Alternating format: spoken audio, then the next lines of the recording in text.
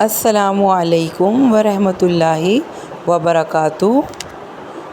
आऊज़ु बिल्लाहि मिनश शैतानिर रजीम। बिस्मिल्लाहिर्रहमानिर्रहीम। उम्मीद है कि आप सब लोग ईमान की बेहतरीन हालत में होंगे। आज हमारा लेक्चर नंबर 2 है। आज इंशाअल्लाह ताला हम लोग मखारिज और सिफ़ात के बारे में पढ़ेंगे और हरकत के बारे में पढ़ेंगे और इंशाअल्लाह ताला इसके बाद हम लोग दाढ़ों और दांतों का नक्शा देखेंगे। मखरज जो है वो मखारिज की जमा है, यानी निकलने की जगह, यानी हमारे हुर्फ कहाँ कहाँ से निकलते हैं, वो मुंह के कौन कौन से हिस्से हैं जहाँ से हम जब कुरान पढ़ते हैं तो हुर्फ अदा होते हैं। मखारिज के 5 मौके हैं, यानी 5 जगहें हैं। नंबर 1 पे है वो जोफ़ है, नंबर 2 पे होंठ है, नंबर 3 पे ज़ुबान है, नंबर 4 पे हलक है, नंबर 5 पे ख़िशूम है।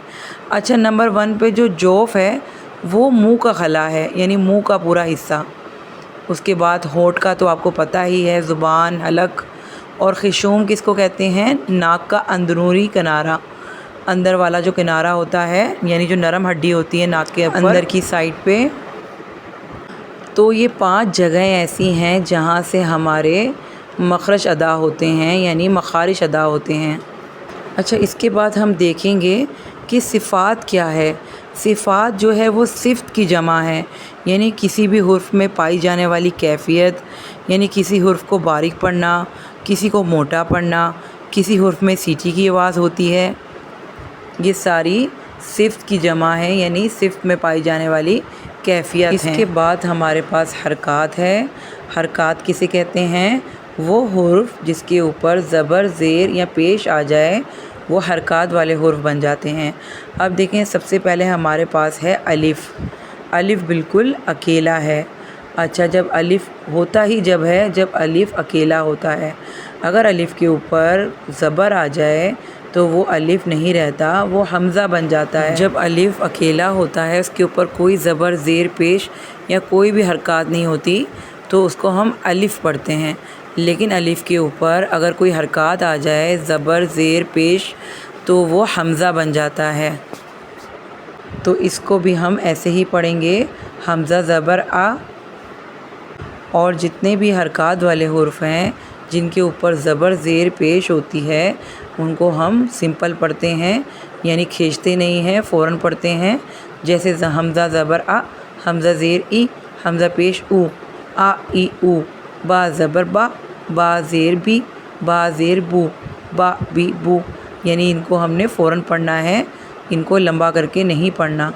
इसलिए कुरान पाक में जहाँ भी ज़बर, ज़ेर, पेश वाले हुर्फ होंगे, लफ्ज़ होंगे, यानी जिनके ऊपर भी ज़बर, ज़ेर, पेश होगा, तो उसको हमने फ़ौरन पढ़ना है, उस पर ठहरना नहीं है, उस पर रुकना नहीं है और उसको खींच के लंबा करके भी नहीं पढ़ना। अच्छा, अब हम एक मेन चीज़ पर आ जाते हैं। आज हम देखेंगे दांतों और दाढ़ों का नक्शा। ये देखें, आपके सामने पूरा दांतों और दाढ़ों का नक्शा दिया हुआ है। ये पूरे साइडों पे जितने भी हैं सब दांत बने हुए हैं और बीच में ज़ुबान बनी हुई है। और जो इसकी नीचे की साइड है ये हलक बना हुआ है। अच्छा, अब जो मैं आपको बताऊंगी आप लोग लिखते जाइएगा, क्योंकि यही आपने मुझे अपने सबक में सुनाना है कि हमारे दांत कितने हैं, उनके नाम क्या क्या हैं। ठीक है, आप इसको गौर से सुनिएगा और लिखते जाइएगा।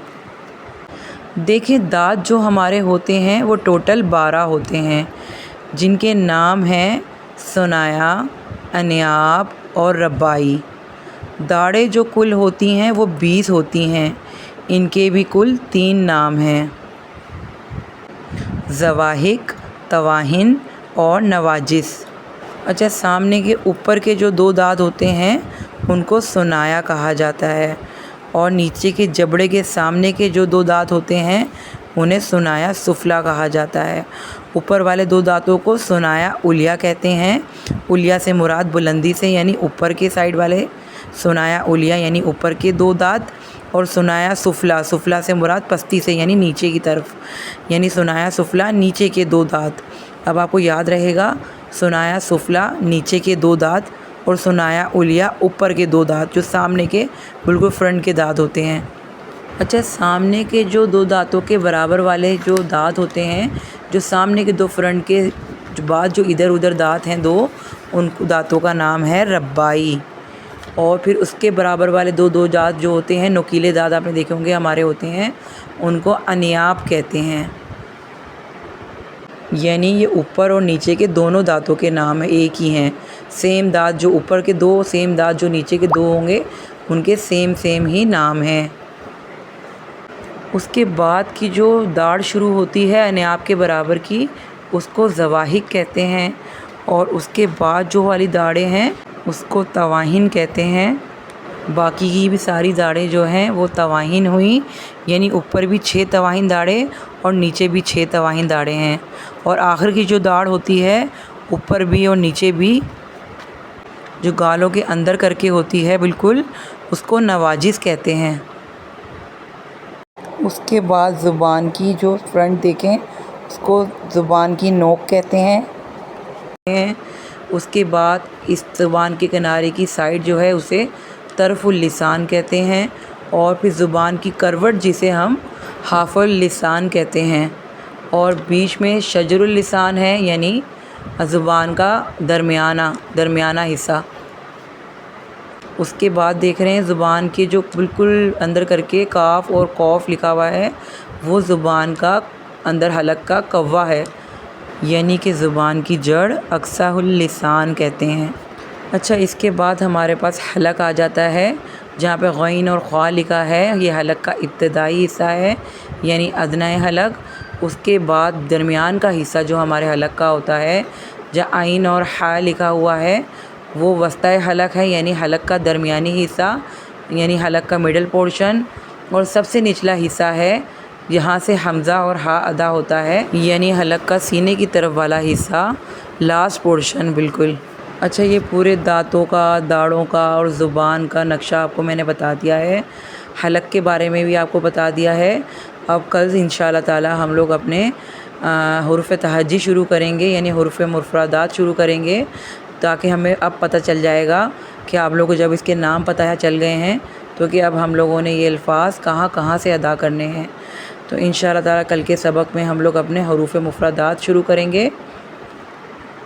अभी आप लोगों ने ये करना है कि ये सबक सुनने के बाद आप लोगों ने अच्छे तरीके से एक कॉपी पे लिख लेना है कि दाढ़ों के नाम कितने हैं, दाढ़ें कितनी हैं, दाढ़ों के नाम क्या हैं, दांत कितने होते हैं, दांतों के नाम क्या हैं, ताकि आपके दिमाग में ये बात बैठ जाए कि कौन कौन से नाम हैं और उनको कहाँ कहाँ से अदा करना है।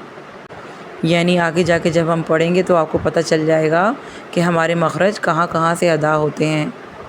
उम्मीद है कि आप लोगों को इंशाअल्लाह ताला ये पूरा दाढ़ों और दांतों का नक्शा समझ आ गया होगा। इंशाअल्लाह ताला कल के सबक में मिलेंगे। दुआओं में याद रखिएगा, अपना बहुत सारा ख्याल रखिएगा। अल्लाह हाफ़िज़। अस्सलामु अलैकुम व रहमतुल्लाहि व बरकातुहू।